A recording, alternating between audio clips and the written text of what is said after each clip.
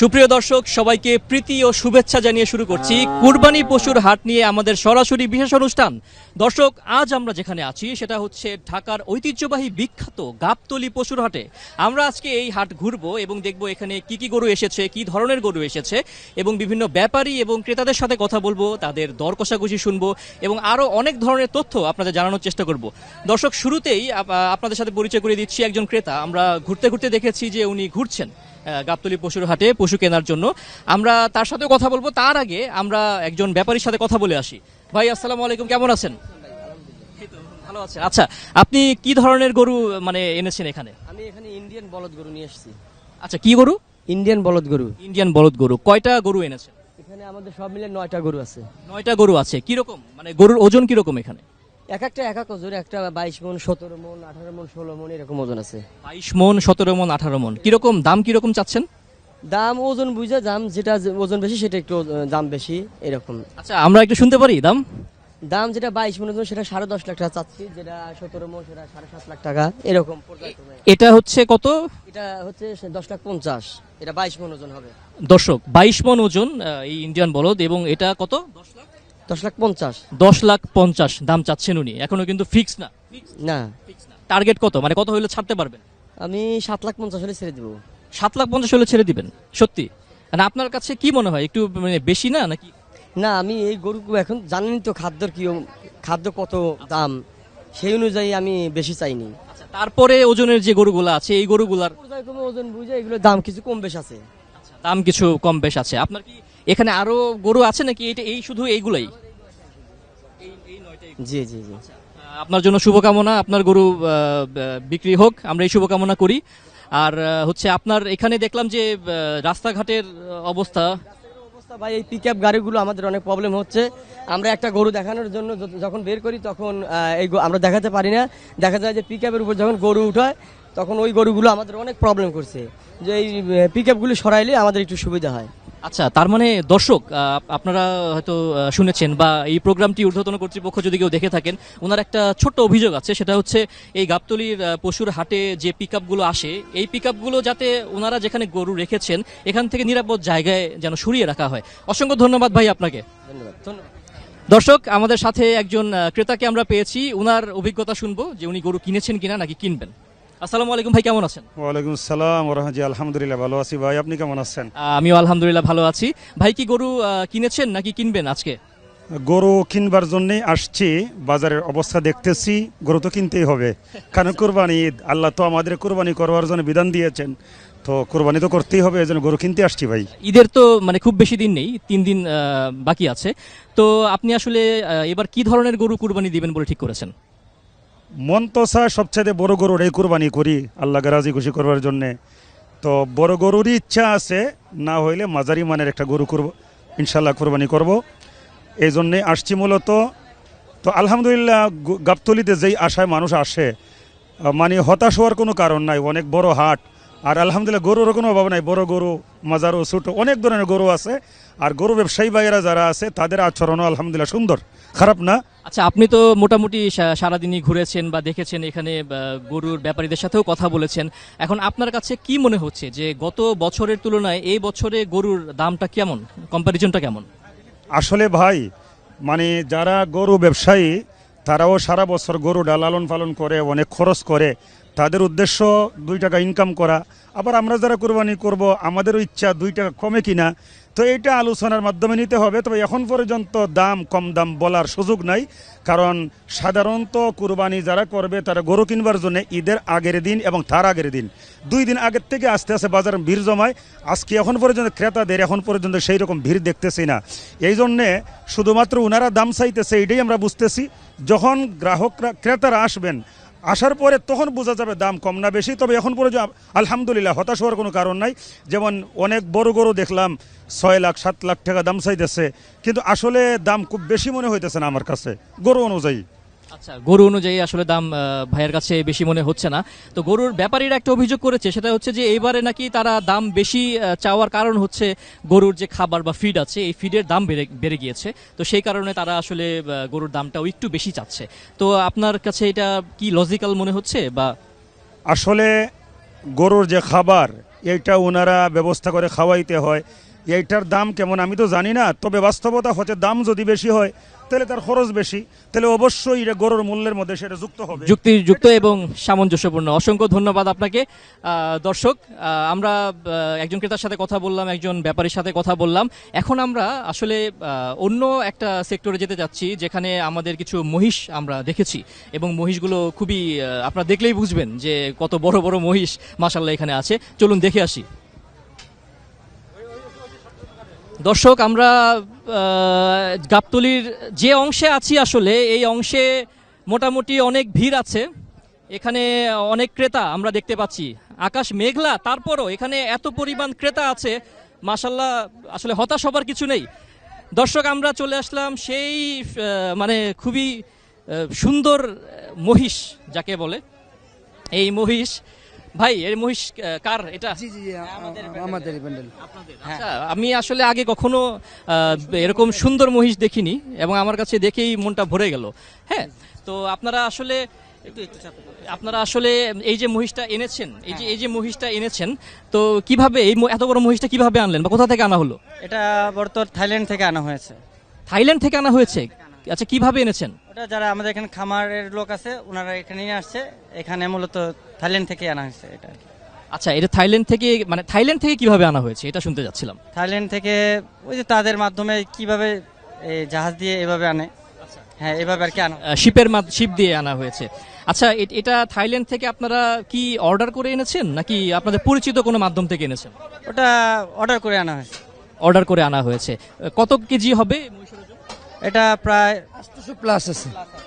800 plus. আচ্ছা, তো কিরকম দাম চাচ্ছেন ভাই এই 800 প্লাস? 7 হলে বিক্রি করে দিব। 7 হলে বিক্রি করে দিবেন, মানে টার্গেট সেল হচ্ছে এটা, টার্গেট ভ্যালু? 12 চাইছি, 11 চাইছি, 7 হলে বিক্রি করে দিব। 7 হলে বিক্রি করা যাবে এটা আর কি, আমাদের এটা লাস্ট চাওয়া আর কি।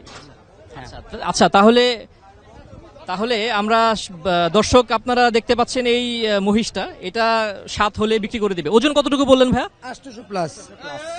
800 প্লাস। এবং আমার মনে হয় আমি এখন যে সেক্টর দাঁড়িয়ে আছি এই সেক্টরের সবচেয়ে আকর্ষণীয় মহিষী কিন্তু এইটা, পিঙ্ক কালার। তো আমরা মা বোনদের বা আমাদের যারা আছে তাদের বলতে শুনি ঠাট্টা করেও যে পিঙ্ক কালারের গরু চাই। আপনাদের দেখিয়ে দিলাম কিন্তু পিঙ্ক কালারের মহিষ আছে। এখন আপনারা যদি কিনতে চান, ভাই আপনার নামটা বলবেন। আমার নাম মোহাম্মদ দীপু। দীপু ভাইয়ার কাছে পিঙ্ক কালারের মহিষ আছে, আপনারা আসেন, পিঙ্ক কালারের মহিষ কিনে নিয়ে যান। আসলেই মানে আমার মনে হয় জিতবেন।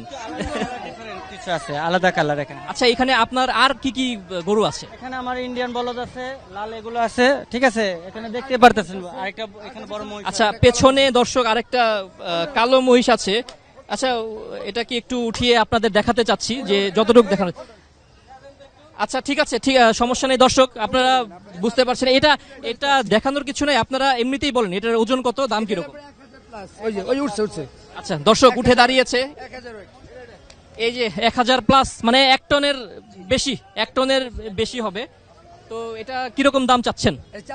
আপনার চাচ্ছি 10-12, ওখানে 8 হলে বিক্রি করে দেব। এই যে 1 টন ওজনের, 1 টন প্লাস ওজনের যে মহিষ, এটা আপনারা 8 হলে ছেড়ে দেব। 8 হলে ছেড়ে দিবে। এখন আসলে দেখেন, দুইটাই খুবই ভালো লাগছে আমার মহিষটা, যে আমার মনে হচ্ছে আমি কিনে নিয়ে যাই, কিন্তু আপনাদের জন্য রেখে গেলাম। আপনারা আসেন, হাটে আসেন, এসে যাচাই করেন, দেখেন এবং কিনেন। অসংখ্য ধন্যবাদ ভাই আপনাদের, ভালো থাকবেন, আপনাদের মহিষটি বিক্রি হোক, এই রইল। আচ্ছা, আমাদের আজকের প্রোগ্রামে আমরা অনেক জায়গায় ঘুরলাম, ঘুরে আমরা দেখতে পেলাম যে এখানে কিছু মেডিকেল টিম আছেন যারা নিয়মিত পরিশ্রম করে সেই হাটের শুরুর দিন থেকেই এই কোনো গবাদি পশু অসুস্থ হয়েছে কিনা বা কোনো সমস্যায় জর্জরিত হয়েছে কিনা এই দেখভালটা তারা খুবই কষ্টের সাথে এবং নিরলসভাবে করে যাচ্ছেন। তেমনি একজন ভাইয়াকে আমরা পেয়েছি, ভেটেরিনারি মেডিকেল টিমের একজন পরিচালক, ডাক্তার নাজমুল হুদা। নাজমুল ভাইয়া, আপনার কাছে জানতে চাচ্ছি আপনারা আসলে কি ধরনের সেবা দিচ্ছেন এই হাটে? জি, আপনাকে এইদিকে। হ্যাঁ জি, আপনাকে অসংখ্য ধন্যবাদ। তা আমি শুরুতে আমার পরিচয় দিচ্ছি, আমি ডাক্তার নাজমুল হুদা, আমি কেন্দ্রীয় ভেটেরিনারি হাসপাতালের অতিরিক্ত ভেটেরিনারি অফিসার। এখানে গাবতলী হাটে 2টো ভেটেরিনারি মেডিকেল বোর্ড কাজ করছে, তা বোর্ড 1-এর দায়িত্বে আমি আছি, আমি টিম লিডার। তা আমরা প্রথমত আমাদের অধিদপ্তর এবং মন্ত্রণালয় আমাদেরকে একটা মানে ভেটেরিনারি গাইডলাইন দিয়েছে যে এখানে ঢাকা শহরে যে 2 সিটি কর্পোরেশনে মিলে 20টা হাট কাজ করছে, তারা কিভাবে কাজ করবে এত সংক্রান্ত বিষয়ে আমাদের যে সেন্ট্রাল মানে এক্সপার্ট একটা টিম আছে, তারা আমাদেরকে কিছু গাইডলাইন দিছে। তো সেই গাইডলাইনগুলো মোতাবেক প্রত্যেকটা হাটে একজন এই ডিপার্টমেন্ট অফ লাইভস্টক সার্ভিসের একজন সিনিয়র ভেটেরিনারিয়ান, তার দায়িত্বে আমরা 10 থেকে 12 জন ইন্টার্নি ভেটেরিনারিয়ান নিয়ে আসছি, আর সাথে আমাদের কিছু সাব টেকনিক্যাল স্টাফ আছে, তারা সাপোর্ট দিচ্ছে। আমরা যে কাজটা করি, আমরা এই মানে কোরবানির জন্য যে সমস্ত পশু আসতেছে, আমাদের প্রথমেই হচ্ছে যে আমরা এদেরকে অসুস্থ পশুকে আমরা চিকিৎসা দেব, প্লাস খামারি মানে মালিকের কাছে যে পশুরা বিক্রি করছে, দুই তরফ থেকেই সেবার জন্য আমাদের কাছে আসতে পারে। আমাদের টার্গেট হচ্ছে যে আমরা সুস্থ পশু কোরবানি দিব, এখানে আমরা কোনো অ্যান্টিবায়োটিক ব্যবহার করব না, এটা হলো আমাদের ফার্স্ট টার্গেট। এরপরে হচ্ছে আমরা মানে ক্রেতা এবং বিক্রেতা উভয়কে পরামর্শ দিচ্ছি যে তারা যেন মানে অ্যানিমেলকে জোরপূর্বক কোনো খাবার না দেয়, হ্যাঁ, এবং এই সময়টার মধ্যে যেন ফোর্স ফিডিং না করে, এবং অ্যানিমেলের প্রতি যেন তারা সদয় থাকে। যেমন এই যে ট্রাকে লোড আনলোড হচ্ছে, এই সময় যেন একটা স্লোপের মধ্যে মানে ডাউনলোড করা হয়, এমনি খারাপ থেকে যেন তারা ফেলে না দেয়, এতে অ্যানিমেল ব্যথা পায়, হ্যাঁ, ব্যথা পাইলে শরীরে জ্বর আসে, জ্বর মিট কোয়ালিটিকে হ্যাম্পার করে। তারপরে এই যে আপনাদের যে বিরূপ আবহাওয়া, হ্যাঁ, এখন ঠান্ডা পড়তেছে, আমরা মানে সবাইকে অ্যাডভাইস করতেছি যেন মানে অ্যানিমেলের উপরে মাছা থাকে। ভাইস ভার্সা যখন হিট আসবে, প্রচন্ড হিট আসবে, হিট আসলে মানে যথাসম্ভব তাদেরকে আমরা ফ্যানের পরামর্শ দিব, এবং বাজার কমিটি তারাও ওই ফ্যানের আয়োজন করছে। আর যখন হিট বেশি আসবে, সবাইকে সোচ্চার থাকতে হবে যেন মানে এনিমেল হিট স্ট্রোকে না পড়ে। এই গাবতলী হাটে আমি গত বছরও ছিলাম, এখানে হিট স্ট্রোকের ঘটনা আছে। তো আচ্ছা, এখন পর্যন্ত কয়টা গরু অসুস্থ হয়েছে আপনাদের মাধ্যমে? এখন পর্যন্ত ওইভাবে সিরিয়াসলি কোনো অ্যানিমেল অসুস্থ হয় নাই। আমরা আসছি এখানে 12টার থেকে আমরা কাজ মানে করা শুরু করছি। তা আমাদের কাছে ছোটখাটো যেমন সকালে একটা ছাগল আসছে যে এটা পেট ফেপে গেছে, আমরা সেটাকে পরামর্শ দিছি। একটা আসছে যে ব্যথা পাইছে, এই যে আমি কিছুক্ষণ আগে যে কথাগুলো বললাম, এই লাইনের উপরেই প্রবলেমগুলো আসছে, আমরা সেগুলোর মানে পরামর্শ দিয়ে যাচ্ছি। আমরা কিছু টিমে এখানে বসে কাজ করছি, আমরা কিছু টিম আমরা হাঁটছি।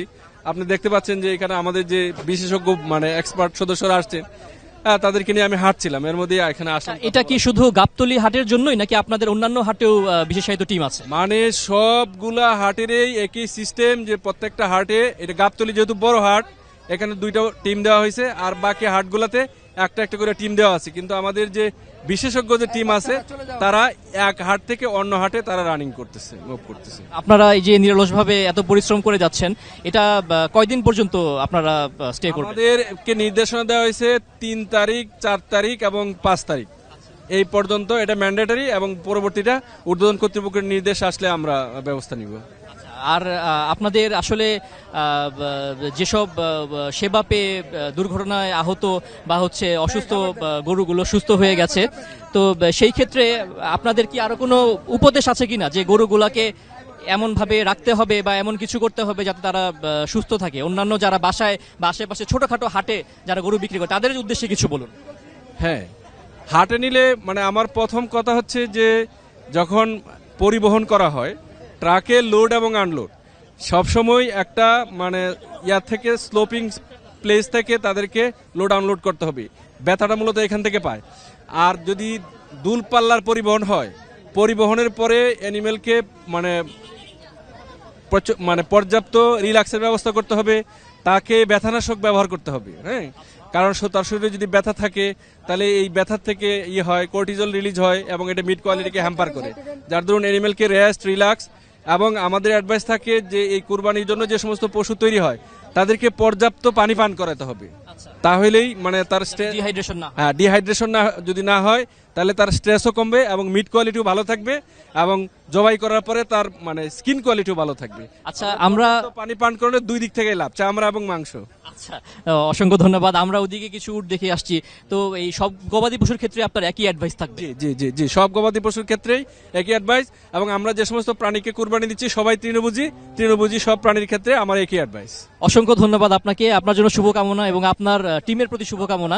আপনারা এই যে নিরলসভাবে পরিশ্রম করে যাচ্ছেন, এই জন্য আপনাদেরকে বিশেষ ধন্যবাদ। আপনাকে ধন্যবাদ। জি, থ্যাংক ইউ। দর্শক, আপনারা এতক্ষণ শুনতে পেলেন একটি মেডিকেল টিমের লিডার ডক্টর নাজমুল হুদা ভাই। উনি আপনাদেরকে শোনালেন ওনারা আসলে হাটে কিভাবে গরুদের বা অসুস্থ গরুদের সেবা শুশ্রূষা করছেন, এবং তাদের নিরলস পরিশ্রমে ব্যাপারীরা কতটা ভরসা প্রাপ্ত হচ্ছে আপনারা নিজের কানে শুনতে পেলেন। দর্শক, আমরা এখন বিভিন্ন অন্যান্য জায়গাতেও ঘুরবো, কারণ আমার কানে আসছে বিভিন্ন গরুর দাম দাম এত এত এত লাখ এত কেজি। আমি মানে শুনে আমি নিজেই কনফিউজড হয়ে যাচ্ছি যে আসলে গরু কি বিক্রি হয়ে গেল নাকি ক্রেতাদের আকৃষ্ট করছে। তো আমরা আসলে দর্শক আরেকটু ঘুরে দেখি কোথায় কি আছে, চলুন।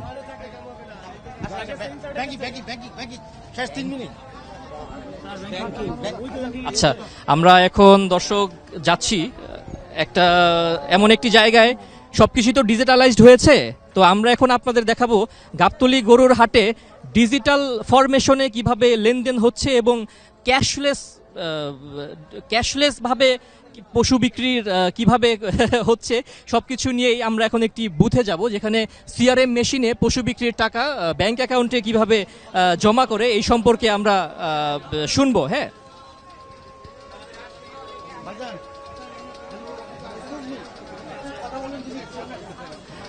দর্শক আমরা এখন একটি বুথে ঢুকেছি। এখানে ক্যাশলেস ডেলিভারিতে সবকিছু হয়, ব্যাংক থেকে ব্যাংকে একদমই ক্যাশলেস। আমরা দর্শক কথা বলবো এখানকার যিনি আছেন তার সাথে কথা বলবো। ভাই আসসালামু আলাইকুম। আচ্ছা ভাই আসসালামু আলাইকুম, বাংলাদেশ টেলিভিশনের পক্ষ থেকে আপনাকে স্বাগতম জানাচ্ছি। আমরা গাবতলী পশুর হাটে ঘুরে ঘুরে দেখলাম ব্যবস্থাপনা থেকে শুরু করে সবকিছুই কেমন সুন্দর হয়, সবকিছুই দেখলাম। তো আমরা আপনাদের এই ইসলামী ব্যাংকের যে ক্যাশলেস লেনদেনের যে প্রক্রিয়াটা, এটাও আমরা দেখলাম। তো এই সম্পর্কে আপনার কাছে আসলে একটু বিস্তারিত জানতে চাচ্ছি যে আসলে সিআরএম মেশিনটা কি। ধন্যবাদ আপনাকে। আমরা এই বছর বাংলাদেশ ব্যাংক থেকে আমরা নমিনেটেড ব্যাংক হিসাবে গাবতলী হাটের জন্য ক্যাশলেস ট্রানজ্যাকশনের জন্য আমরা পেয়েছি, মনোনয়ন পেয়েছি, এবং আমরা গত 2 বছর ধরেই এই সার্ভিস দিয়ে আসছি। এখানে সিআরএম মেশিনের সার্ভিস হলো মূলত যারা টাকা জমা করতে চায় তারা মেশিনের মাধ্যমে নিজের ইনিশিয়েটিভ নিয়ে বিভিন্ন ধাপ অতিক্রম করে টাকাগুলো জমা করতে পারে নিজের উদ্যোগেই, এবং টাকা জমা করার সময় মেশিনই তাকে বলে দেয় যে কয়টা ভালো নোট আসছে, কয়টা খারাপ নোট আসছে। খারাপ নোটগুলো ফেরত দিয়ে তাকে কনফার্ম করতে বলে যে আপনি সে 5,000 অথবা 10,000, তো সে এগ্রি করলে দেন ওই টাকাটা জমা হয়ে তার অ্যাকাউন্টে ইনস্ট্যান্ট জমা হয়ে যায়। এটার আসলে সুবিধা সকলেই পাচ্ছে, ক্রেতা থেকে বিক্রেতা সবাই। তো তাদের আসলে রেসপন্সটা কেমন পাচ্ছেন আপনারা, যে তারা আজকে তো মাত্র হাট শুরু হয়েছে এবং আশা করছি যে আরও সামনের দিকে আরও ভালো হবে। আমরা গত 2 বছর যে দেখেছি পাবলিক মানুষের যে আগ্রহ এবং তাদের যে রেসপন্স করার যে অ্যাটিটিউড, সেটা অত্যন্ত পজিটিভ ছিল। এবং আমরা এখানে যে কোনো ব্যাংকের ক্লায়েন্টের যেখানে অ্যাকাউন্ট থাকুক তারা টাকা জমা দিলে বাংলাদেশের যে কোনো ব্যাংকের যে কোনো ব্রাঞ্চেই টাকাটা জমা হয়ে যায় ইনস্ট্যান্টলি। অসংখ্য ধন্যবাদ আপনাকে। এবং আমরাও চাই আসলে ডিজিটাল বাংলাদেশে সবাই ডিজিটালভাবেই সবকিছু সম্পন্ন করুক, এবং এটা আসলেই সিকিউর। এবং আমরা ঘুরে ঘুরে দেখেছি এবং আপনার কথা শুনে যতটুকু বুঝতে পারলাম, দর্শক নিশ্চয়ই আপনারা বুঝতে পেরেছেন সিআরএম মেশিনে কিভাবে ক্যাশলেস ডেলিভারির মাধ্যমে আপনারা গরুর হাটে এসে গরু কেনাবেচা করতে পারেন। দর্শক, আজ আমরা ছিলাম গাবতলীর ঐতিহ্যবাহী গাবতলীর পশুর হাটে। আমরা আগামীকাল আরেকটি পশুর হাট থেকে সরাসরি সম্প্রচারে আসবো। সেই পর্যন্ত আপনারা ভালো থাকুন, সুস্থ থাকুন, কারণ সামনে কিন্তু ঈদ। আপনারা নিজেদের স্বাস্থ্যের কেয়ার করুন। আল্লাহ হাফেজ।